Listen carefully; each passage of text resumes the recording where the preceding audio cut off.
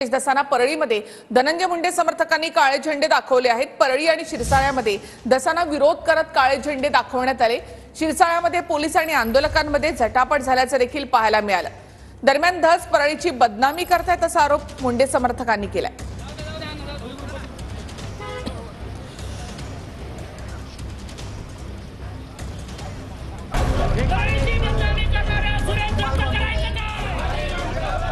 सुरेश धस यांना धनंजय मुंडे समर्थकांनी काळे झेंडे दाखवले। सुरेश धस हे महादेव मुंडेंच्या कुटुंबाला भेटण्यासाठी परळीत गेले होते। भेट घेऊन परततानाच परळीत काळे झेंडे दाखवण्यात आले। त्यानंतर सुरेश धस यांची गाडी शिरसाळा गावात पोहोचली। इथेही धनंजय मुंडेंच्या कार्यकर्त्यांनी सुरेश धस यांना काळे झेंडे दाखवत गाडी अडवली। यावेळी पोलीस आणि मुंडे समर्थकांमध्ये झटापटही झाली। काही आंदोलकांना पोलिसांनी ताब्यातही घेतलं। सुरेश धस यांच्या समर्थकांनी सुरेश धस यांच्या गाडीला संरक्षण देण्याचं काम केलं। 10-12 लोक झेंडे दाखवतात आणि 300 लोक जर इथं फक्त ज्येष्ठ नागरिक आणि ठेवीदार थांबत असतील तर 12 लोकांचा काय विचार करायचा।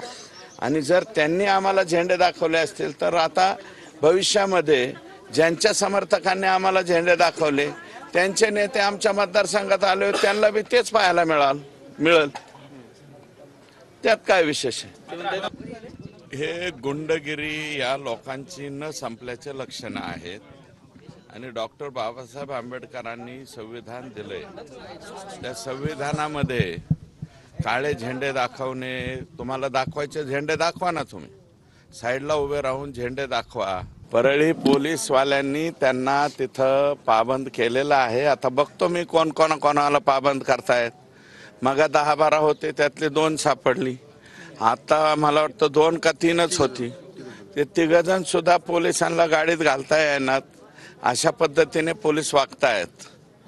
ओके।